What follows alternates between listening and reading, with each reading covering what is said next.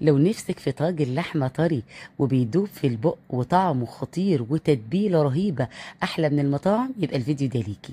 وتنسيش بقى في آخر الفيديو هقولك على المعلقة السحرية اللي هتودي الطاجن في حتة تانية خالص، وهيفرق في الطعم معاكي بنسبة 100%. تابعي الفيديو ومتنسيش اللايك وسمي الله، ويلا بينا نبدأ. أول حاجة كده أنا معايا كيلو من اللحمة الموزة. تقدري بقى تستخدمي أي لحمة، بس تختاري نوع لحمة تكون ناعمة عشان تطلع معاكي بس الوصفة تكون ناجحة. قطعت اللحمه كده، تقدروا تخلوا برضو اللحمه زي ما انتوا عايزين، القطع اللي انتوا عايزينها. هجيب طاسه كده على النار، احط معلقه من السمنه البلدي ومعلقه من الدهن اللي هو بيبقى دهن العجالي او دهن ضاني. هجيب اللحمه بتاعتي وهشوح اللحمه بالشكل ده، بس لازم طبعا نسخن الطاسه كويس جدا والسمنه تكون سخنه قوي عشان اللحمه ما تنزلش السوائل اللي فيها وتاخد صدمه كده اول ما نحطها. هشوح اللحمه كده على الجهتين زي ما انتوا شايفين، هنقلبها من الوقت بالتاني لحد ما تاخد اللون الذهبي كده زي ما انتوا شايفين. بعد ما تاخد اللون الذهبي هنضيف بقى عليها نص كمية التوابل اللي احنا هنستخدمها في الوصفة كلها. هناخد نص معلقة صغيرة من السبع بهارات، ونص معلقة صغيرة من الفلفل الاسود، رشة من جوز الطيب والكزبرة والكمون وبهارات اللحمة. وهقلب برضو بعد ما احط التوابل هقلب اللحمة كده بالشكل ده. بعد ما اقلبها بقى في التوابل هكون محضرة مية تكون بتغلي. هجيب بقى الميه وهضيف كده الميه على يعني تكون شويه كده على قد ايه اللحمه ما تستوي معايا.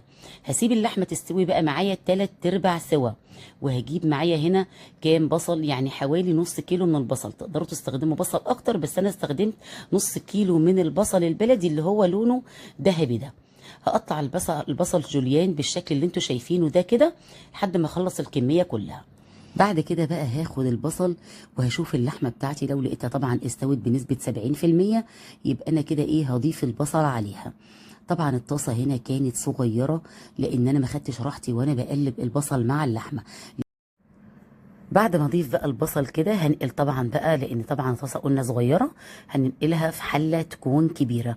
ولازم لما نعمل الوصفه دي لازم تكون الحاجه اللي هتعملوا فيها تكون واسعه. تمام. انا كنت بقى مخزنه توم في الفريزر، طبعا لو مش مخزنين هتاخدوا حوالي معلقه صغيره من التوم المفروم وهضيفه على اللحمه. هقلب بقى التوم شويه كده مع اللحمه حوالي دقيقتين او 3 لحد ما اشم ريحه التوم. بعد ما اشم ريحه التوم هجيب بقى شويه من الميه كده، طبعا كانوا في الطاسه بتاعتي، وهضيفهم على اللحمه كده. بس مش ميه طبعا تكون كتيره عشان اللحمه طبعا مستويه بنسبه قلنا 70%. بعد كده بقى هجيب باقي التوابل اللي انا قلت عليها اللي احنا خدنا نص الكميه بتاعتها في اول الفيديو. هنضيف بقى نص كميه التوابل اللي احنا حطيناها، البهارات السبع بهارات وبهارات اللحمه، الكمون، الكزبره، رشه من جوز الطيب. هنحط كل الحاجات دي دلوقتي بعد ما نضيف شويه الميه اللي احنا قلنا عليهم. بعد كده بقى هنغطيها لمده 5 دقائق او 10 دقائق بالكتير. الميه طبعا مش عايزينها تنشف في اللحمه خالص، لازم يكون فيها صوص.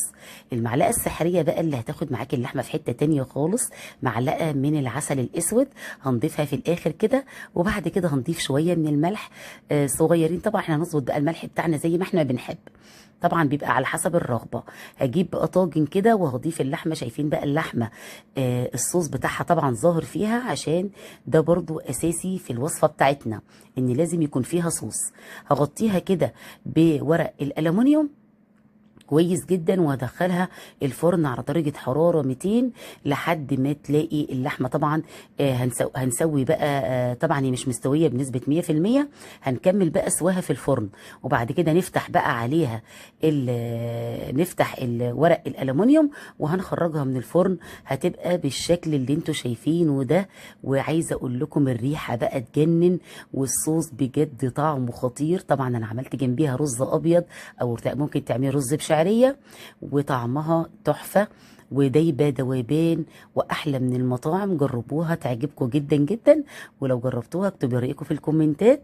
وان شاء الله اشوفكم على خير قريب في فيديو جديد، وكل سنة وانتم طيبين.